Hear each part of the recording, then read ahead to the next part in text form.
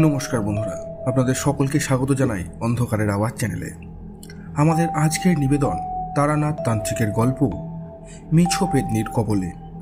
আপনাদের সকলের কাছে অনুরোধ, গল্পটি সম্পূর্ণ শুনুন এবং কেমন লাগলো অবশ্যই আমাদের কমেন্টের মাধ্যমে জানান। তাহলে চলুন শুরু করা যাক তারানাথ তান্ত্রিকের গল্প মেছো পেতনির কবলে।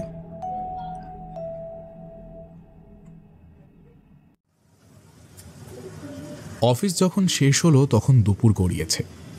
বিকেলের ম্লান আভা সারা আকাশ জুড়ে। বাড়ির গেটটার সামনে প্রায় চলে এসেছি, ঠিক এমন সময় পিছন থেকে ডাক পড়ল, শুনছো বিভূতি? কি হে, অফিস শেষ হলো? ঘাড় ঘুরিয়ে দেখি আমার সামনে আমার প্রাণপ্রিয় বন্ধু কিশোরী দাঁড়িয়ে রয়েছে। একগাল হাসতেই সে বলল, মন কোথায় থাকে তোমার আজকাল?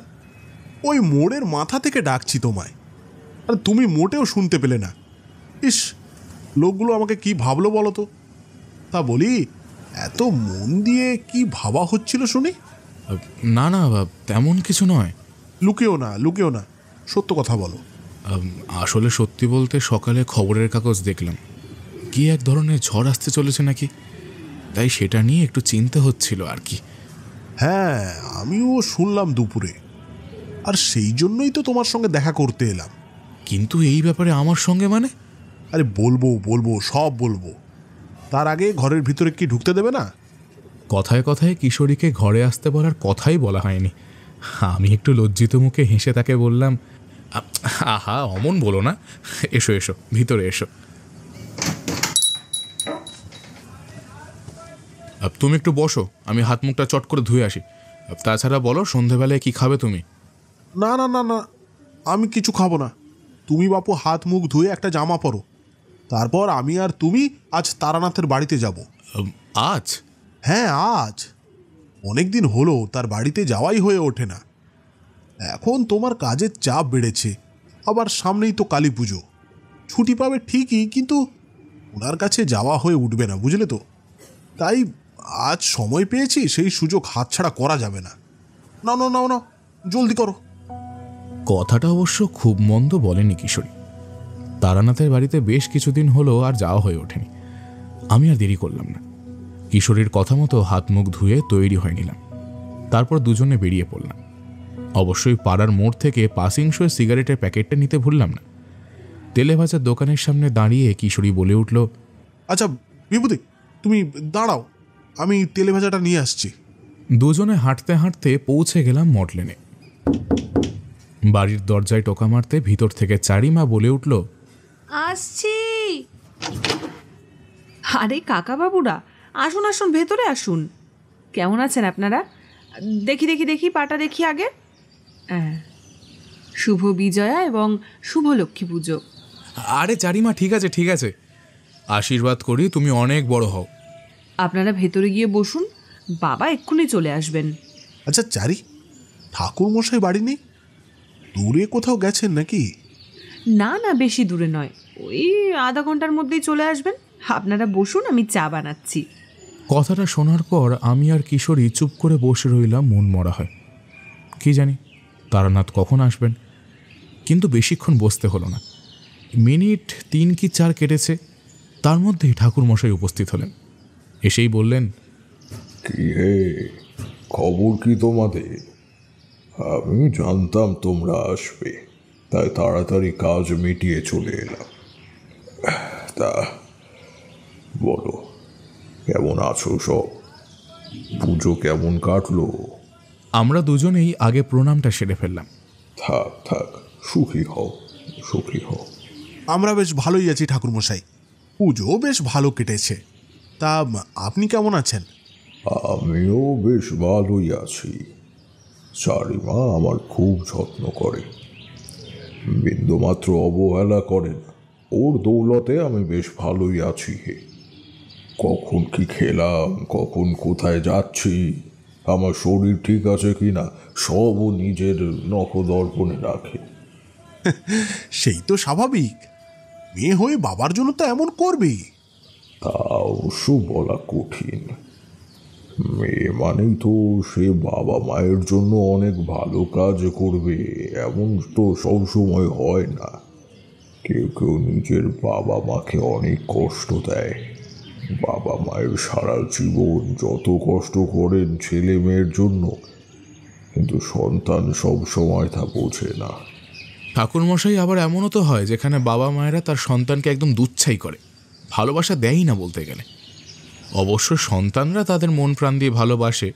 হ্যাঁ, তাও হয়, কিন্তু জানো তো, হাতের 5টা আঙুল সমান নয়, তাই তো এত ভিন্নতা। যাক, সেসব কথা বাদ দাও, তোমরা বসো। আজ বাড়িতে ঘুগনি রান্না হয়েছে, আমি একটু নিয়ে আসি তোমাদের জন্য। মিনিট খানেকের মধ্যেই ঠাকুরমশাই 3টে বাটিতে করে ঘুগনি নিয়ে এলেন। আমরাও তার দিকে পাসিংশো আর তেলে ভাজার প্যাকেটটা এগিয়ে দিলাম। 1 চামচ ঘুগনি মুখে তুলে নিয়ে খেতে খেতে কিশোরী বলল, তা শুনেছেন ঠাকুরমশাই, কি একটা ঝড় আসছে? কি বেশ নাম, ভুলে গেলাম। হ্যাঁ, শুনলাম। বড় চিন্তা হয় অবলা প্রাণীগুলোর জন্য। তোমাদের একটা কথা বলি, এরকম বৃষ্টির দিন, ঝড় বাদলার দিনে ওদেরকে একটু দেখো। যদি কেউ আশ্রয় নিতে আসে তাকে ফিরিয়ে দিও না, কিংবা পাড়ার মোড়ের কুকুর বিড়ালগুলোকে পারলে বাড়িতে এনে রেখো। আমরা যদি সাহায্য না করি তবে ওদের পাশে কে থাকবে? মানুষ হয়ে এটুকু তো করতেই পারি। অবশ্যই ঠাকুরমশাই, আমরা নিশ্চয়ই করব। শুধু তাই নয়, আমরা আশেপাশের সমস্ত মানুষদেরও বলবখন।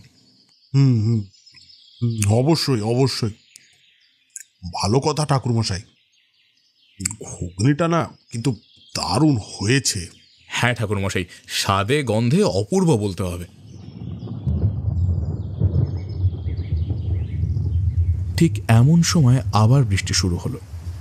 বাইরের ঝিরিঝিরি বৃষ্টি শুরু হতে কিশোরী বলে উঠল, কি সুন্দর বৃষ্টি হচ্ছে।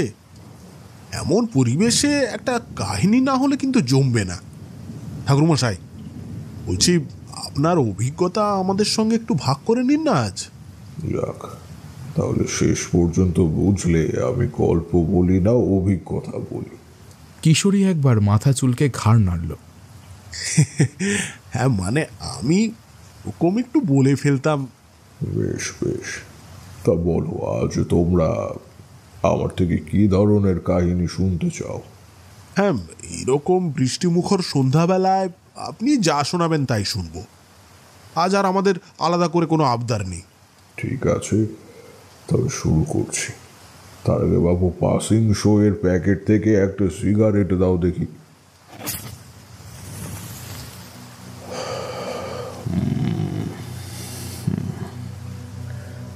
এই ঘটনা তাও আজ থেকে প্রায় 20 বছর আগে। ইতিমধ্যে আমি বাড়ি ফিরেছি 2বার। 3বারের বার কেন ফিরেছিলাম ঠিক মনে পড়ে না। সত্যি বলতে বাড়ি আমাকে খুব একটা টানতো না, সেটা তো তোমাদের আগে বহুবার বলেছি। কিন্তু বিশেষ বিশেষ কারণে কয়েকবার আমাকে ফিরতে হয়েছে। একবার তো মনে আছে, তোমাদের বলেছিলাম সেই জ্বরে পড়ে কি অবস্থা।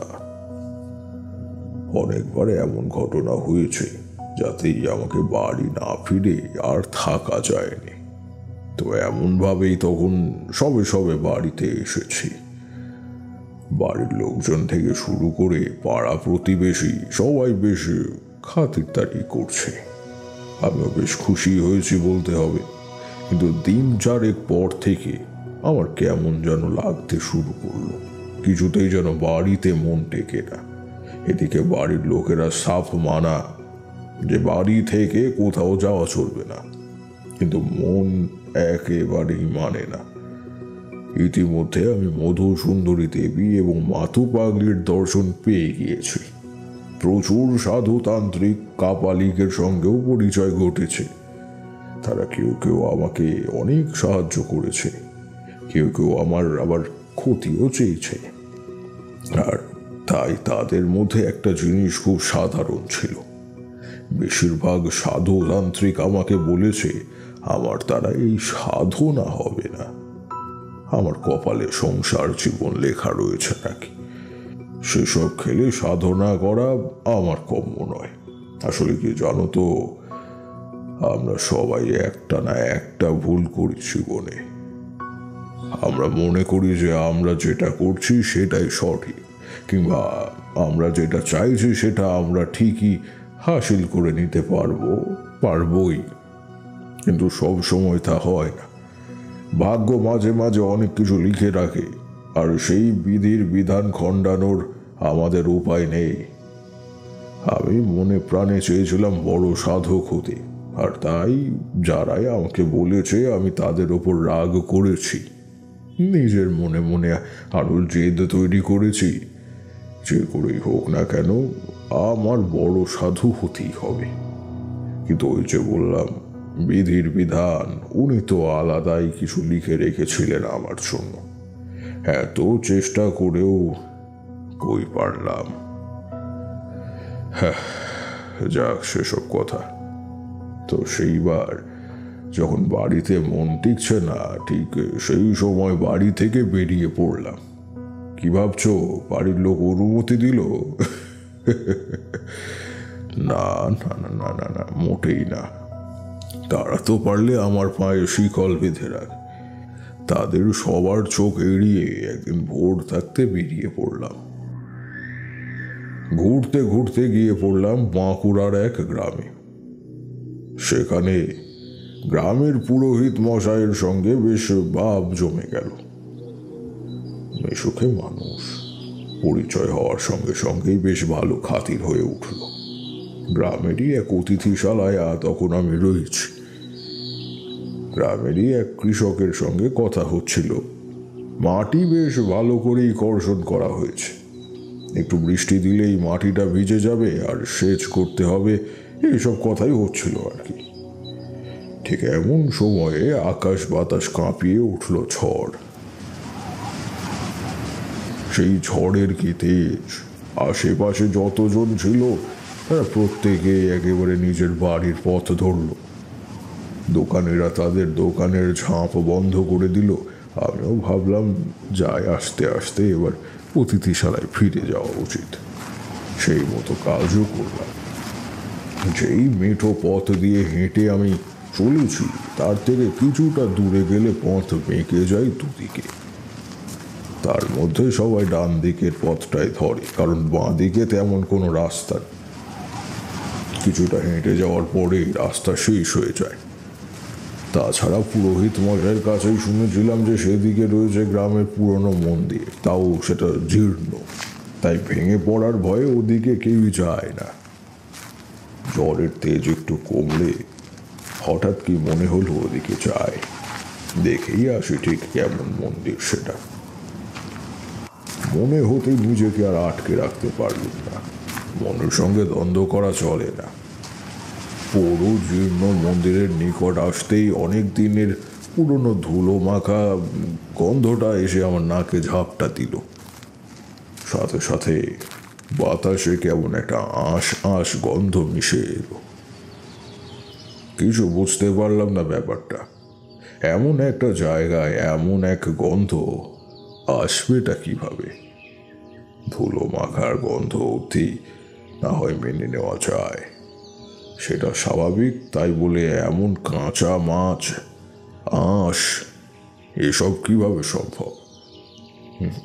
বুঝে পেলাম না ব্যাপারটা। কপাল পুঁচকে আশ্চর্য হয়ে এগিয়ে চললাম মন্দিরের দিকে। অনেক বড় দোতলা মন্দির। ভাঙাচোরা জীর্ণ হলেও মন্দিরটা আগে ঠিক কতটা যে জাঁকজমকপূর্ণ ছিল তা বেশ ভালোই বোঝা যায়। পলেস্তারা খসে পড়েছে জায়গায় জায়গায়। সামনের শান বাঁধানো জায়গাটা ভেঙে গিয়েছে, চটা উঠে গিয়েছে বিভিন্ন জায়গায়। মন্দিরের যত কাছে যেতে লাগলাম ততই যেন সেই আঁশ গন্ধটা বেড়ে চলল। কৌতূহলী হয়ে এগিয়ে চললাম ভিতরের দিকে। আর তারপরে অবাক হয়ে গেলাম প্রচন্ড। বাইরে ততক্ষণে ঝড়ের মাত্রা তীব্র থেকে তীব্রতর হয়ে পড়েছে। মন্দিরের ঘণ্টাগুলো ভীষণ আওয়াজ করে বাজছে। আধো আলোতে দেখলাম মন্দিরের এক কোণে বসে একজন মহিলা একটা বড় জ্যান্ত রুই মাছ চিবোচ্ছে। প্রচণ্ড চমকে গিয়ে আর্তনাদ করতে যাচ্ছিলাম, কিন্তু কেউ যেন আমার গলার স্বর আটকে দিয়েছে। গলা থেকে কোনো আওয়াজই বেরোলো না।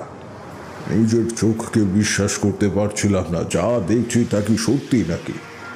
এই মহিলা কি আদৌ মাথা ঠিক আছে? ইনি কি আদৌ কোনো সুস্থ মানুষ? মহিলার দিকে এতটাই ধ্যানমগ্ন হয়ে গিয়েছিলাম যে আমি খেয়াল করিনি বিগ্রহের মূর্তি কি।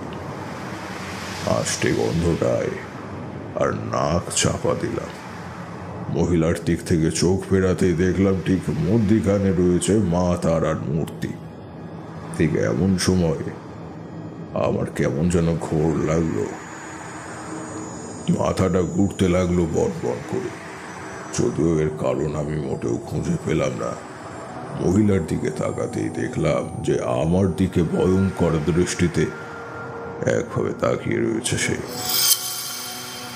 অসম্ভব শূন্য সে দৃষ্টি তার। চোখ দুটো লাল হয়ে জল করছে। চোখের মণি দুটো যেন অক্ষি কোটর থেকে বেরিয়ে আসছে কয়েক গুণ।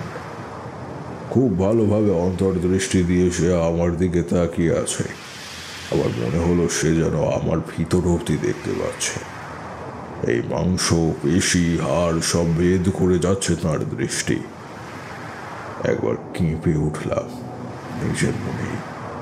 কিছু বুঝতে পারলাম না এমন অনুভূতি ঠিক কেন হচ্ছে আমার। এতটা ভয় বোধ হয় আমি কখনো পাইনি। সারা মন্দিরে যেন ঋণাত্মক শক্তি খেলে গেল।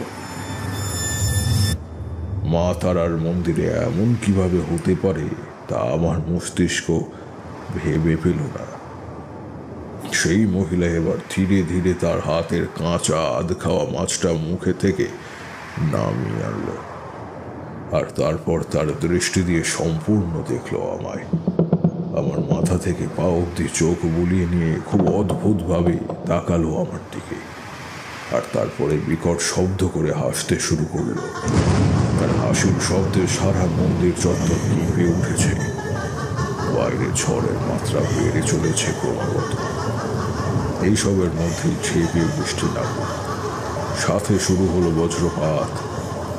পুরো মন্দির ততক্ষণে অন্ধকারে ছেয়ে গিয়েছে। মাঝে মাঝে বিদ্যুতের ঝলকে আলোকিত হচ্ছে শুধু। আর তখনই আমি দেখতে পাচ্ছি সেই মহিলার মুখ। মুখের দুই পাশে আঁশ লেগে রয়েছে তার।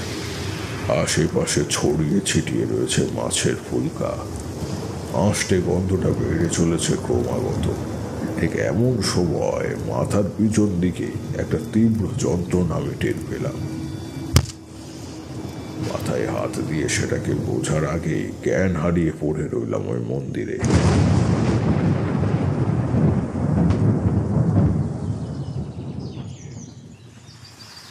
সে কি কাণ্ড ঠাকুরমশাই! হঠাৎ মাথায় যন্ত্রণা কেন? কোনো অশরীরী এভাবে মাথায় আঘাত করে এমন তো শুনিনি। ব্যাপারটা ঠিক বোঝা গেল না। ঠাকুরমশাই হাসলেন, তারপর বললেন, রোশো বাপু, রোশো বলছি, সব ধৈর্য ধরো, সব জানতে পারবে। তার আগে দাও দেখি একটা পাসিং সই গিয়ে দাও।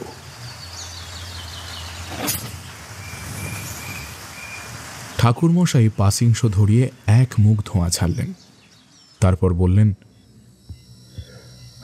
জ্ঞান যখন ফিরল তখন রাত নেমে গিয়েছে। রাতের তখন 10টা তো হবেই। শুয়ে আছি অতিথিশালার বিছানায়। জ্ঞান ফেরার সঙ্গে সঙ্গে মাথায় একটা বিরাট ব্যথা অনুভব করলাম। চোখ মেলতেই গ্রামের পুরোহিত মশাই এবং আরো কয়েকজন আমার ওপর ঝুঁকে পড়ল। সবাই প্রায় একসঙ্গে প্রশ্ন করে উঠল আমাকে আমি ঠিক আছে কিনা। উঠে বসতে যাব ঠিক সেই সময় বুদ্ধি মশাই আমাকে বারণ করলেন। মাথায় তখন সাদা পট্টি বাঁধা। আমার সঙ্গে ঠিক কি হয়েছে বোঝার আগেই গ্রামের পুরোহিত মশাই বললেন, ওখানে কি করতে গেছিলেন বলুন তো? কি অবস্থা হয়েছে আপনার? না জানি কোন অশরীরীর পাল্লায় পড়েছিলেন আপনি। হায় হায় হায়, প্রাণে বেঁচে ফিরেছেন এই অনেক। মায়ের কাছে প্রার্থনা করি খুব শীঘ্রই আপনি সুস্থ হয়ে উঠুন। আচ্ছা, মাথাটায় কি খুব ব্যথা করছে? এতগুলো কথার রেশ সামলাতে পারলাম না আমি। ধীরে ধীরে মনে পড়তে লাগলো কেন আমি গিয়েছিলাম সেই মন্দিরে, আর তারপর সেখানে গিয়ে সেই মহিলাকে দেখার কথা, তার কাঁচা মাছ চেবোনোর কথা আমার মনে পড়ে গেল। সেই সমস্ত কথা খুলে বলার আগেই একের পর এক প্রশ্ন ছুড়ে দিল সবাই আমার দিকে। সর্বোপরি কেন যে আমি সেখানে গিয়েছিলাম তার আফসোসে ভরে গেল সমগ্র অতিথিশালা। বৃদ্ধ বদ্যি মশাই আমাকে বললে, না না না, ওখানে গিয়ে তুমি মোটেই ঠিক করনি বাছা। এমন কাণ্ড আমি প্রায় দিনই দেখছি। তোমার অনেক ভাগ্য ভালো যে তুমি বেঁচে ফিরেছ। তা বাবা, হঠাৎ ওই পথে গেলে কেন? খুব ঝড় উঠেছিল, ফিরছিলাম অতিথিশালার পথেই হঠাৎ কি মনে হলো, ভাবলাম যাই একবার দেখে আসি মন্দিরটা। আর সেখানে যেতেই আমি যা দেখলাম তাতে আমার মাথা ঘুরে উঠল। কি দেখলেন? দেখলাম এক মহিলাকে, সে যেন জ্যান্ত রুই মাছ চিবুচ্ছে। মাছটা ছটফট করতে করতে প্রায় প্রাণ হারালো, আর সেটাকে মুখের ভেতর পুড়ে নিচ্ছিল সে মহিলা। উফ, কি ভয়ঙ্কর সে দৃশ্য! ওফ, সবাই বোধহয় ওই একই জিনিস দেখেছে। সবার বর্ণনা সমান। ঠাকুর মশাই বাঁচলে হয়। আমার বাঁচা মরা নিয়ে সবাই তখন শঙ্কিত হয়ে উঠল। মশাই আমায় সান্ত্বনা সূচক বাক্য বলতে লাগলেন, দেখো বাছা, অত ভেবো না ব্যাপারটাকে নিয়ে। তোমাদের পুরোহিত মশাই বলবে সব কথা, তখন না হয় ধীরে ধীরে সবটা অনুধাবন করবে। কিন্তু তোমার ভালোর জন্য আমি একটা কথা বলছি, এটা তুমি মন দিয়ে শোনো।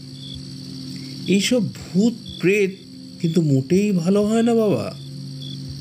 তাই এইসব নিয়ে বেশি চিন্তা ভাবনা করার দরকার নেই। কি হয়েছে তা ভুলে যাও, আর খুব সাবধানে থাকো। ভগবানের কাছে প্রার্থনা করি তুমি সুস্থ হয়ে ওঠো, আর সবার মতো যেন তোমার প্রাণ না চলে যায়। কিন্তু তার জন্য তোমাকেও কয়েকটা কাজ করতে হবে বাবা। প্রথমত, এই দুদিন আর অতিথিশালার বাইরে বেরিও না, আর ভুলেও কখনো মন্দিরের কাছে যাবে না। তোমায় না বারণ করা হয়েছিল? তুমি যে কেন শুনলে না? যাকে যা হয়ে গেছে হয়ে গেছে, ও কথা ভেবে আর আফসোস করার দরকার নেই। মাথাটায় ভালো ব্যথা আছে, কটা দিন বেশি করে পাঁচন খাও। আমি সমস্ত ভেষজ ওষুধ তোমায় দিয়ে যাব।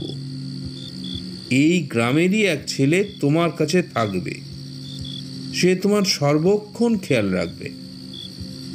কোনো অসুবিধা হলে সংকোচ বোধ করবে না, সব খুলে বলবে তাকে। আর শারীরিক অসুস্থতা অনুভব করলেই সঙ্গে সঙ্গে একটা খবর দেবে, আমি চলে আসব। অসুবিধা নেই, দিনে দুবার করে দেখে যাব তোমায়। কিন্তু হ্যাঁ, ওই মন্দিরের দিকে আর ভুলেও পা বাড়াবে না, বুঝলে? চলি তবে আজ আমি। আমি খাড় নাড়লাম, বেশি কথা আর বাড়ালাম না। একে একে সবাই বেরিয়ে গেল। ঘরে রইল 1 বছর 20 ছেলে আর পুরোহিত মশাই। এই বংশী, বংশী, এই তুই যা তো যা, এই ঠাকুর মশাইয়ের জন্য রাতের খাবারটা নিয়ে আয় তো। পুরোহিত মশাইয়ের কথাই বছর 20 ছেলেটা দৌড়ে বেরিয়ে গেল। সে বেরিয়ে যেতেই পুরোহিত মশাই বলা শুরু করলে, বসুন ঠাকুর মশাই, উঠতে হবে না, আপনাকে সবটা খুলে বলি। গ্রামে এই মাস 2 হলো একটা ব্যাপার শুরু হয়েছে, বুঝলেন?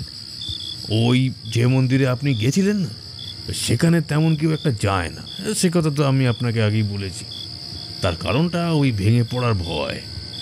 আজ থেকে তাও প্রায় ওই 200 বছর আগে তৈরি হয়েছিল ওই মন্দির। এক বণিক তৈরি করেছিলেন মন্দিরটা। ব্যবসায় বেশ লাভবান হয়েই এখানে এসে সে সংসার শুরু করে এবং ওই মন্দিরের প্রতিষ্ঠা করে। জানা যায় সে নাকি স্বপ্নাদেশ পেয়েছিল। তারপর তার উত্তরপুরুষ সেই মন্দিরের জাঁকজমক আরও বাড়িয়েছে। যত দিন গেছে পুজো বেড়েছে, বই কমেনি। একবার তো বোধ হয় সব ঠিকঠাক করানো হয়েছিল, কিন্তু ওই যে সব উত্তরপুরুষ যে ভালো হবে এমন তো নয়। শেষ যারা উত্তরাধিকারী ছিল তারা মোটেই ভালো ছিল না। সত্যি বলতে মন্দির এক অনন্য জিনিস, প্রতিষ্ঠা করলেই হয়। সাধারণ মানুষ তার দান ধ্যান দিয়েই তাকে টিকিয়ে রাখে, প্রতিষ্ঠা তো আর কষ্ট করার লাগে না। কিন্তু সেই উত্তরপুরুষ মহা ঝামেলা পাকাতো মশাই। যারা পুজো দিতে যেত তাদের সঙ্গেই দুর্ব্যবহার করত। অগত্যা দর্শনার্থীদের সংখ্যা কমতে লাগলো দিনের পর দিন। অত দুর্ব্যবহার সহ্য করে কেউ যাবে ওখানে পুজো দিতে? যত দিন যেতে লাগলো তাই পুজো আচ্ছা বন্ধ হয়ে যেতে লাগলো। এভাবেই চলতে চলতে প্রায় পুজো বন্ধের জোগাড়। এই সময় আমার বাবা নিজের হাতে দায়িত্ব তুলে নিলেন। পুজো করতেন রোজ, কিন্তু শুধু পুজো করলেই তো আর হবে না, তারও তো সংসার আছে। বিনা পারিশ্রমিকে আর কদিন। এর মধ্যে মন্দিরের অবস্থা আরও খারাপ হয়ে পড়ল। উত্তরাধিকারীরা সেসব সারালোও না। যত দিন যেতে লাগলো মন্দিরের অবস্থা আরও জীর্ণ হতে লাগলো। এসব চলতে চলতেই এমন অবস্থা। এবার আসি এই কয়েকদিনের ঘটনার কথায়। এই মাস দুয়েকে মন্দিরের অবস্থা হয়েছে ভীষণ বাজে। বাজে আত্মার নজর লেগেছে। ওই মন্দির আর এখন ঠাকুরের মন্দির নেই। এই তো গত 2 মাস আগেকার কথা। আমাদের এই গ্রামের একজন ভদ্রমহিলা সন্ধ্যার দিকে ফিরছিলেন এই পথ দিয়ে। ঠিক তখনই কেমন একটা আঁশাঁশ গন্ধ পেলেন ওই মন্দিরের দিক থেকে। ব্যাস, নিজেকে সামলে রাখতে পারলেন না। কি হচ্ছে সেটা দেখতেই এগিয়ে চললেন মন্দিরের দিকে। আর তারপর সেই ভয়ঙ্কর ভূতকুড়ে আত্মা তার উপর চাপল। কি সব ভুলভাল দেখলেন! আপনি যেমনটা বললেন ঠিক তেমন বর্ণনায় দিয়েছিল সে। তবে সে কথা কেউ মানেনি, আর মানবেই বা কেন? অমন কথা কি কেউ বিশ্বাস করবে? মহিলা বাঁচলেন না। মাথায় অনেকবার ভারী জিনিসের আঘাত ছিল। তারপর তার খোঁজ করতে করতে আমরা যখন গিয়ে পৌঁছালাম তখন উনি শেষ নিঃশ্বাস নিচ্ছেন। বুদ্ধিমশাই দেখেই বললেন আর মিনিট কয়েক বড় জোর বাঁচবেন। ওই মিনিট কয়েকটি তিনি শুধু এই কথাগুলোই বারবার আউড়ে চলেছিলেন। অবশ্য আমরা কেউ আর বিশ্বাস করিনি তার কথা। সন্ধ্যের অন্ধকারে কি দেখেছে এখন প্রলাপ বকছে। কিন্তু এইটুকুনি আমরা বুঝেছিলাম যে ওই জায়গাটায় অভিশপ্ত আত্মা ভর করেছে। সেদিনের পর থেকে এই মন্দিরে কেউ পা রাখে না। কিন্তু ওই আর কি, মানুষের কৌতূহল মানুষকে কোন পর্যায়ে নিয়ে যায় সে তো আপনার অজানা নয় ঠাকুর মশাই। এইরকম অনেকবার হয়েছে। ওই পথ দিয়ে ফেরার পথে অনেকেই পেয়েছে ওই দুর্গন্ধটা, আর কৌতূহলের বশে অনেকেই এগিয়ে গিয়েছে মন্দিরের দিকে। আর তারপর তো জানেনি, অশরীরী মাথায় ভারী কিছুর আঘাত করে মেরে ফেলেছে তাদের। আজ পর্যন্ত কতজন মারা গিয়েছে? 8 জন। এর মধ্যে 2 জনকে জীবিত পাওয়া গিয়েছিল, আর বাকি সবাই প্রচণ্ড আঘাত ও দীর্ঘক্ষণ রক্তক্ষরণে মারা গেছে। আর একজন অবশ্য জীবিত আছে, তবে সে বদ্ধ উন্মাদ। আচ্ছা, তার সঙ্গে একবার কথা বলা যায় কি? কথা বলা যাবে না এ কথা বলা মিথ্যা। তবে তার সঙ্গে কথা বলে কোনো লাভ নেই। ওর কথা কিছুই বোঝা যায় না, সব ভুলভাল বলে আর কি। ওর মাথাটা একদম খারাপ হয়ে গেছে ঠাকুর মশাই। যেটুকু বলা যায় না হয় সেটুকুই বলবো। আপনি ব্যবস্থা করুন, কাল আমি একবার তার সঙ্গে কথা বলতে চাই। না না না ঠাকুর মশাই, ওটি হচ্ছে না। বদ্যিমশাই অনেকবার করে বলে গেছেন 2 দিন আপনি অতিথিশালা থেকে কোথাও বেরোবেন না। ওই কথা নড়চড় হলে আমায় আর আস্ত রাখবেন না উনি। বুঝতেই তো পারছেন, আপনি হলেন গিয়ে এই গ্রামের অতিথি। আপনার প্রাণের দাম কত জানেন? আচ্ছা ঠাকুর মশাই, বলছি আপনার কি প্রাণের ভয় নেই? আমি একজন তান্ত্রিক পুরোহিত মশাই, আমার যে ভয় সাজে না। কত রাত আমি মরার উপরে বসে বসে সব সাধনা করেছি। একটু ভুল হলে আমার মৃত্যু নিশ্চিত ছিল। তবে বলুন, মরার ভয় কেন পাবো আমি? আমাকে নিয়ে এত চিন্তা করার আপনার দরকার নেই। আর হ্যাঁ, বুদ্ধিমশাইকে এত কিছু বলতে হবে না এখন। সময় হলে আমি ঠিক জানাবো। কাল সকালে কিন্তু খবর দেবেন, আমি বিকেলবেলা কথা বলবো তার সাথে। সে রাতে রুটি তরকারি খেয়ে শুয়ে পড়লাম, কিন্তু মাথার মধ্যে ঘুরতে থাকলো সেদিনের সন্ধ্যার কথাগুলো। আমি খুব ভালো করেই জানি কোনো অশরীরই আমার মাথায় আঘাত করেনি, যে করেছে সে মানুষ এবং সে একদম সুস্থ। কিন্তু ওই মহিলাটি কে তা পরিষ্কার হলো না। মাথায় বেশি চাপ দিলাম না, ততক্ষণে প্রচুর রক্তক্ষরণ হয়েছে আমার। মাথা যন্ত্রণায় মাথা তুলতে পারছিলাম না। তা ওষুধ খেয়ে ঘুমিয়ে পড়লাম।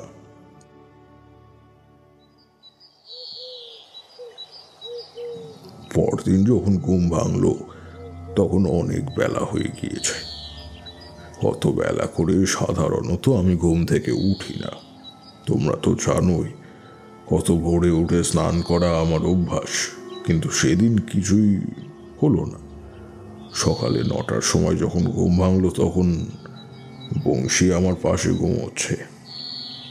বসে বসেই যে ঘুমিয়ে পড়েছে তা আমার চোখে এড়োলো না সে কথা।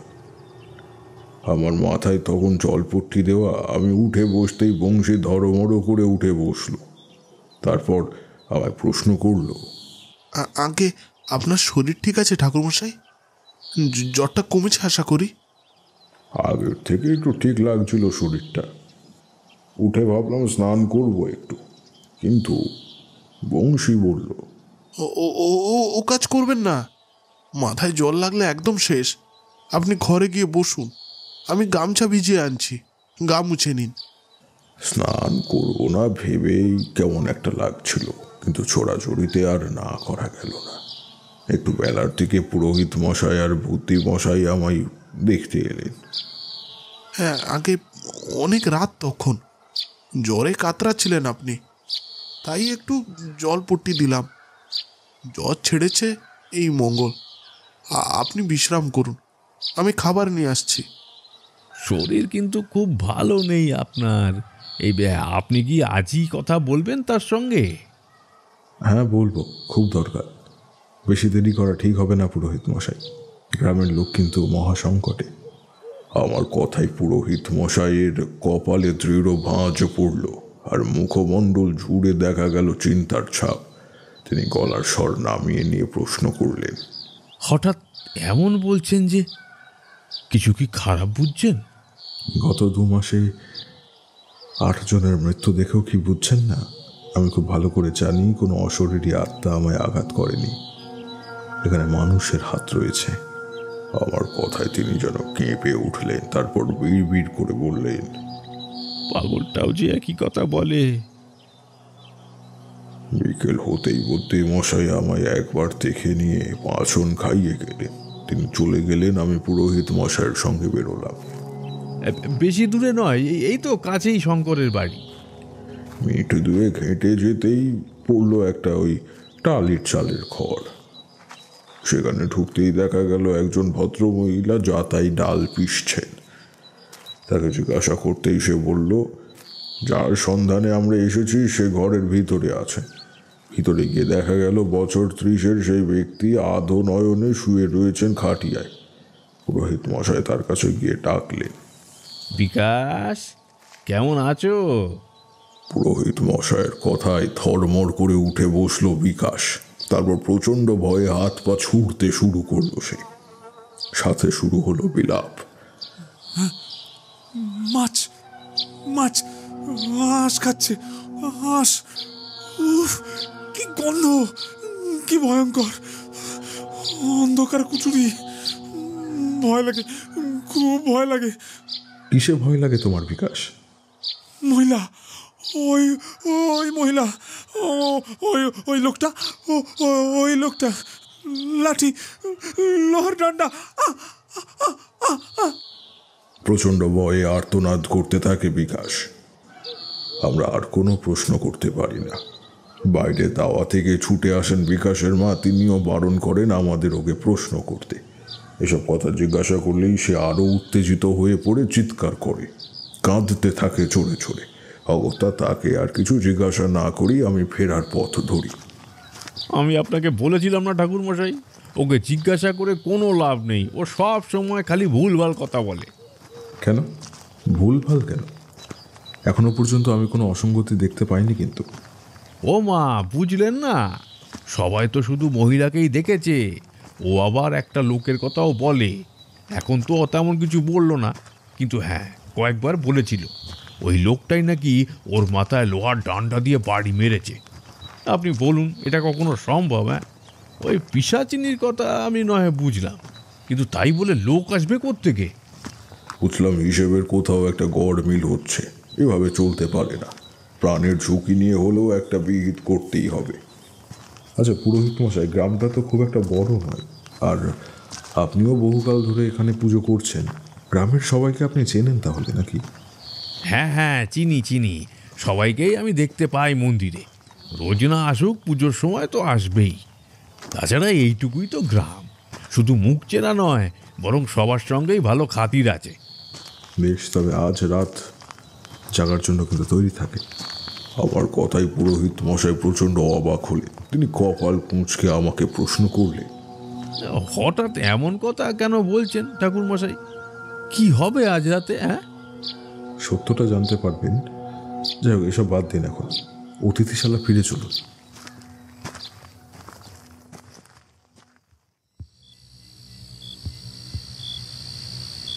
রাত তখন 9টা কি 10টা হবে।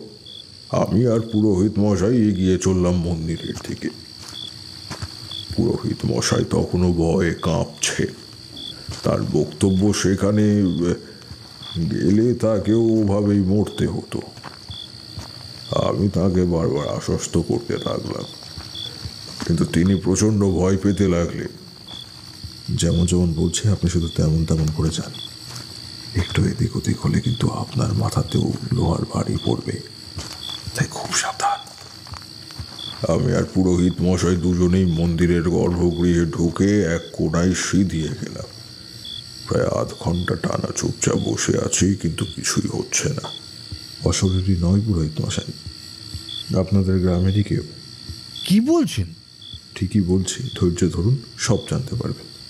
আরও মিনিট 20 কাটলো। ঠিক তারপরে একজন ভদ্র মহিলা এলো থেলো চুলে ছুটে প্রবেশ করলো গর্ভগৃহে। তার চোখ দুটো রক্ত চবার মতন লাল, হাতে ধরা রয়েছে একটা রুই মাছ। মুখের দুই পাশে দিয়ে কাঁচা রক্ত বেয়ে পড়ছে।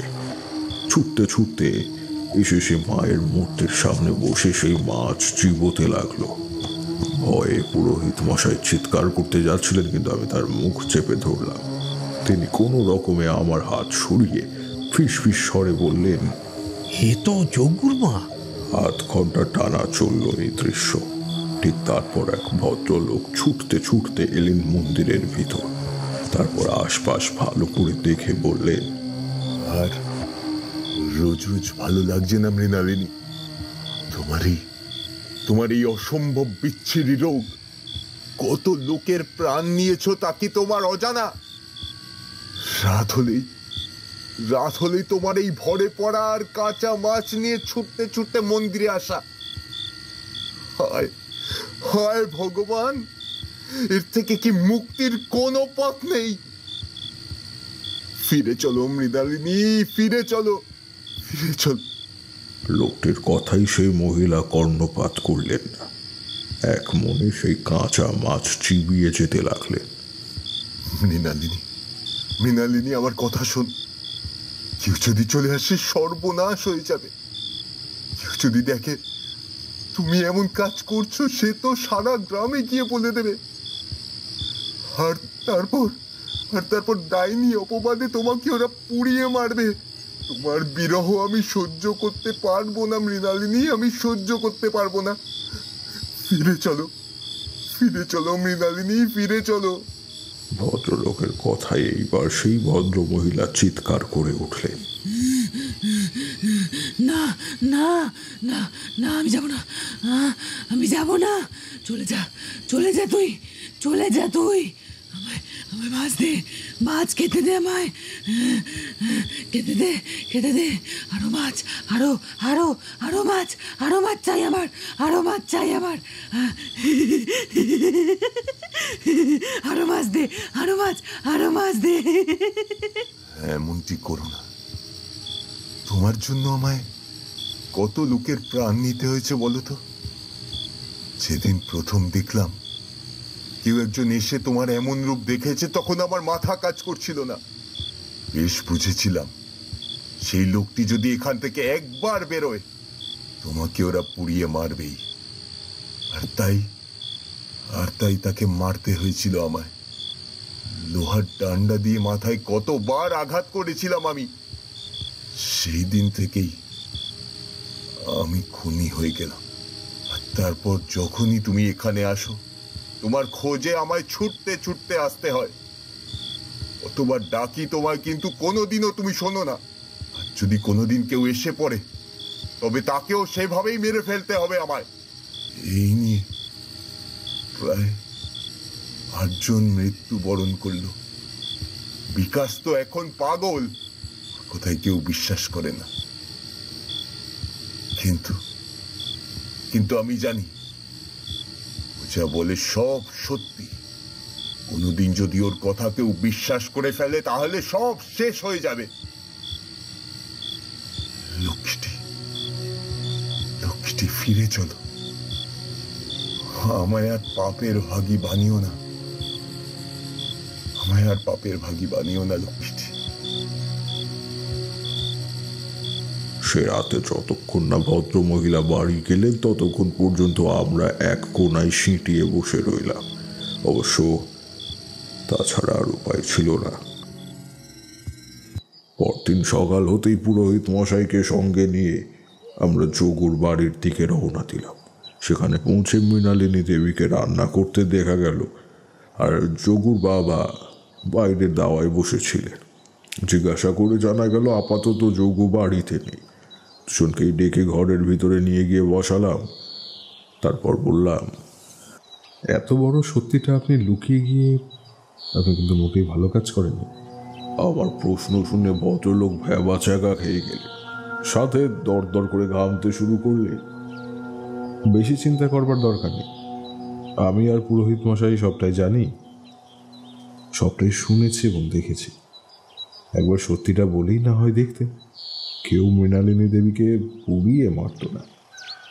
আমার কথায় ভদ্রলোক কেঁদে উঠলে, অনুতপ্ত গলায় বললে, ক্ষমা করবেন ঠাকুর মশাই,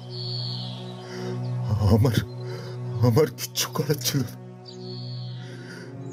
সবারই পাপের ঘোড়া একদিন পূর্ণ হয়, আজ আমার হয়েছে।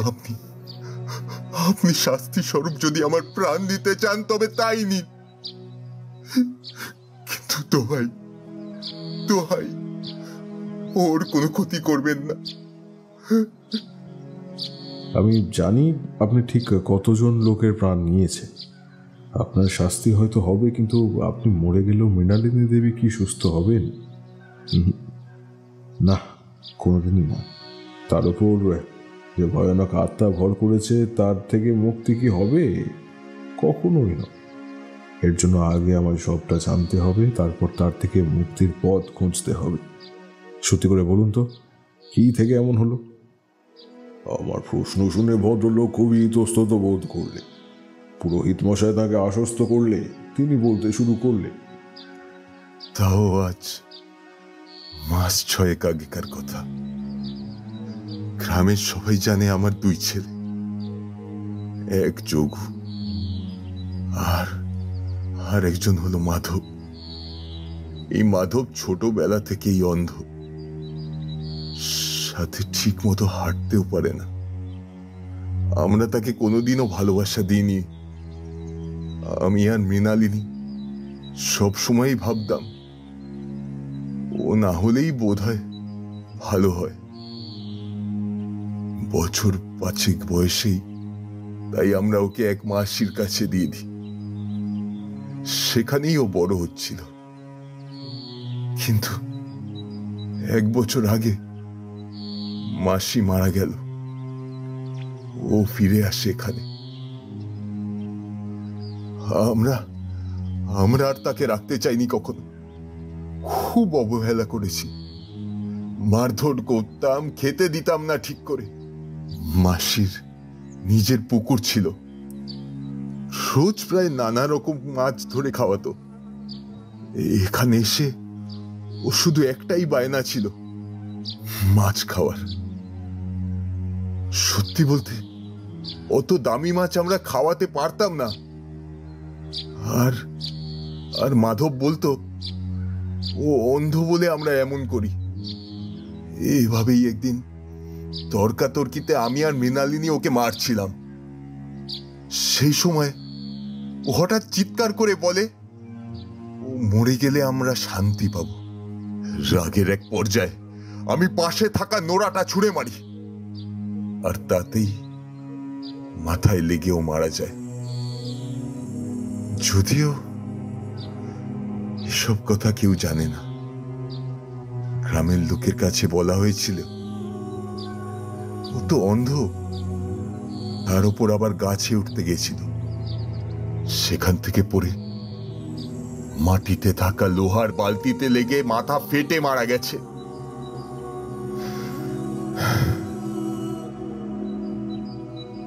এসবের পর এক সপ্তাহ অনুক্রমে কাটে, আর হঠাৎই একদিন মৃণালিনীকে অমন অবস্থায় খুঁজে পাই ওই মন্দিরে। আমার ছেলের আত্মা ভর করে ওর উপর, কি বাঁচাতে আমায় এতগুলো খুন করতে হয়েছে।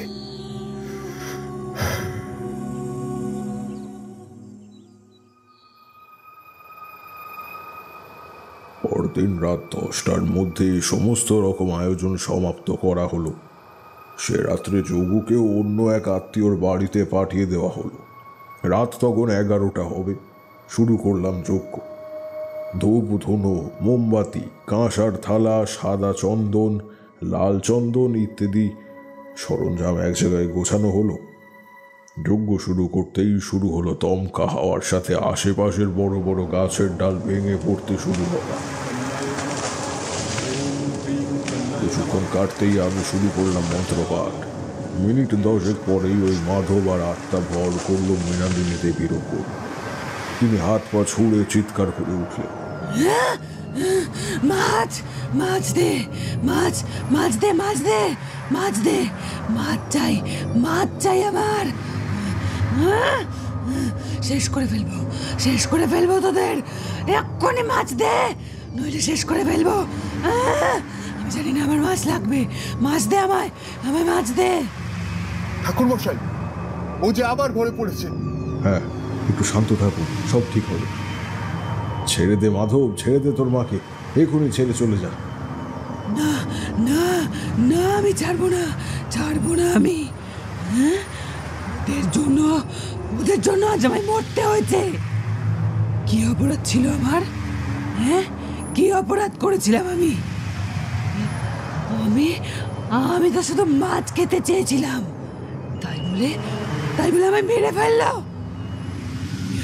আমি অন্ধ, আমি হাঁটতে পারি না ঠিক করে। এই ছিল আমার দোষ, এই ছিল আমার দোষ। ছাড়বো না, ছাড়বো না আমি, ছাড়বো না আমি কাউকে।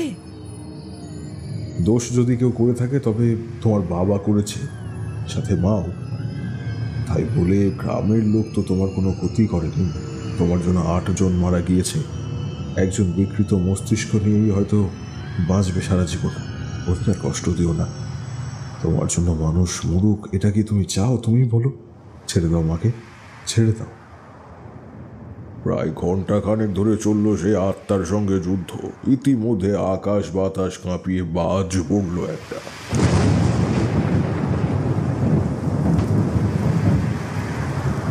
ঝড়ের গতি আরো বাড়ল। ঠিক এমন সময় ভেসে এলো কুকুরের কান্না। প্রবল ঝড়ের আওয়াজে কান পাতা দেয়। বৃষ্টি কমার কোনো নাম নিচ্ছে না। ঠিক এমন সময় মাধবের আত্মা চিৎকার করে উঠে বলল, এত লোকের খুন করেছে ওই লোকটা। আমার মৃত্যুর জন্য দায়ী শুধুমাত্র ওই লোকটা। ওকে আমার বাবা বলতে ঘৃণা করে। ওকে আমি ছাড়বো না আমি ওকে। আমি চলে যাব, কিন্তু কিন্তু ওকে নিয়ে যাব আমি, আমার সঙ্গে করে নিয়ে যাব আমি। এমন কথায় লোকটি একবার করুণভাবে হাসলে। তিনি বুঝলেন তার সময় হয়ে এসেছে। এত পাপ তিনি করেছেন, এবার তার ফল ভোগ করতেই হবে। যজ্ঞের আগুন বেড়ে চলল।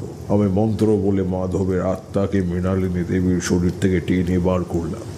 তিনি জ্ঞান হারিয়ে লুটিয়ে পড়লেন মেঝেতে। সুস্থভাবে যজ্ঞ সম্পন্ন হলো। ভোরের আলো ফুটতে তখন আর বেশি দেরি নেই। যজ্ঞের কিছু পোড়া কাঠ ফেলার নির্দেশ দিয়েছিলাম আমি যোগুর বাবাকে। তিনি সেই মতো সেগুলো ফেলতে গেলেন। ততক্ষণে ধীরে ধীরে মৃণালিনী দেবীর জ্ঞান ফিরেছে। আমি তাকে সব বলতে লাগলাম এবং আশ্বস্ত করলাম যে মাধবের আত্মা সদ্গতি হয়েছে। ঠিক এমন সময় বাইরে থেকে যোগুর বাবার আর্তচিৎকার ভেসে এলো। আমি পুরোহিত মশাই, মৃণালিনী দেবী ছুটে দেখলাম লোকটি মাটিতে পড়ে রয়েছেন। মাথার এক পাশে লেগেছে প্রচণ্ড আঘাত। পাশে পড়ে রয়েছে জাতা। মাথার পাশ দিয়ে বেরোচ্ছে গল গল করে রক্ত। বুঝতে বাকি রইল না কিছুই।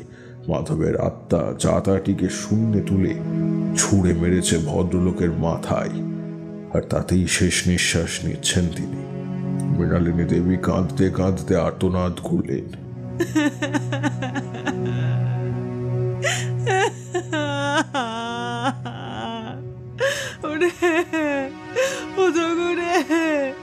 তোর বাবারে কি হলো রে?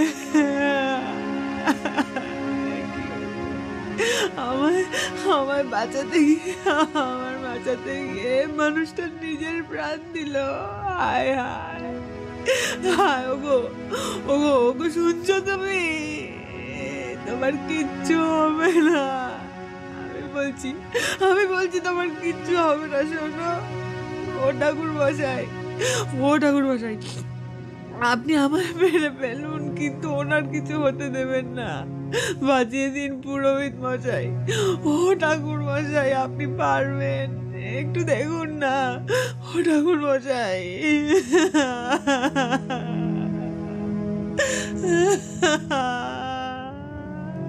স্বামীকে নিজের চোখের সামনে মরতে দেখার কষ্ট আমি সহ্য করতে পারলাম না।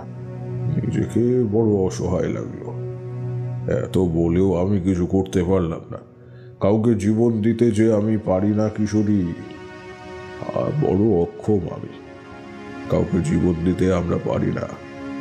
যা আছে বিধির বিধানে তা খণ্ডাইকে।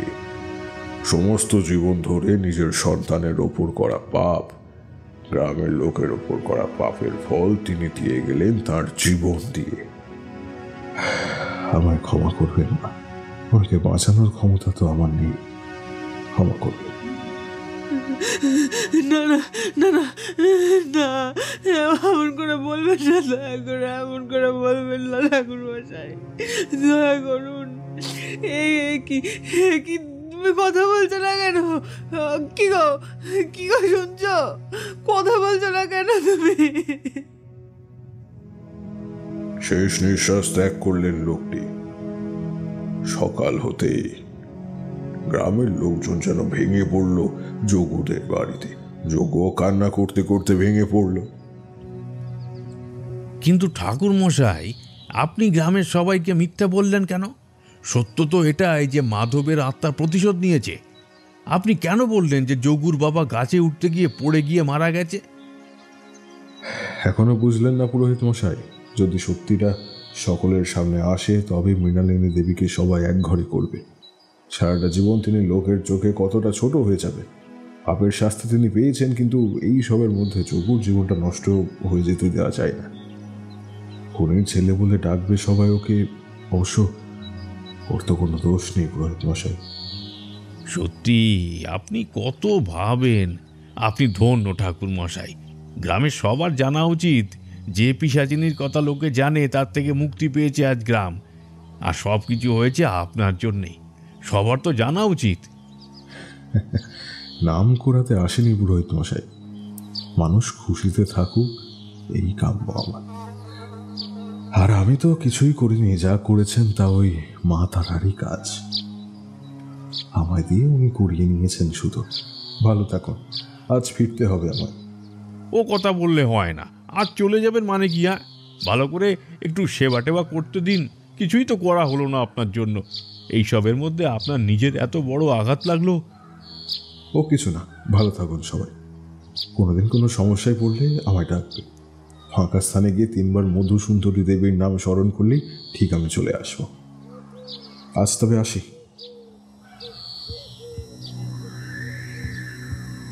এত অবধি বলে থামলেন তারানাথ। পাসিং শোয়ের অবশিষ্টটুকু নারকেলের মালায় গুঁজে দিলেন। সত্যি, মানুষের কর্মফল মানুষকে কোথায় নিয়ে যায়? এই জন্ম পরের জন্ম বলে বোধহয় কিছু হয় না ঠাকুরমশাই। আমার মতে এই জন্মের ফল এই জন্মেই ভোগ করে যেতে হয়। আমার কথায় ম্লান হাসলেন ঠাকুরমশাই। তারপর বললেন, এই প্রশ্নের উত্তর দিতে গেলে অনেক কথা বলতে হয়। আজ বরং থাক, অনেক রাত হলো, এবার বাড়ি যাও। পরে নিয়ে আলোচনা করব না হয়, কি বলো?